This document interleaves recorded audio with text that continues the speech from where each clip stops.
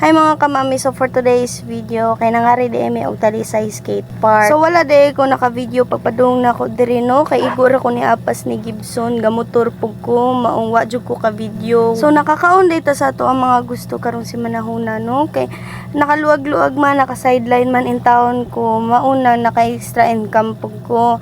Kapalit jud ko sa ko ang gusto. Deserve jud na ako, di ba mga kamami? So sa tinuod lang no, while gakaon ko naghot jud akong dughan kay ngano gaduha-duha pa ko kay naami bayran ng tubig garong si manahuna. Pero sagdi lang ni kaon ra gihapon ko, ni palit lang gihapon ko kay deserve pud na ko sa ko ang tanang kakapoy.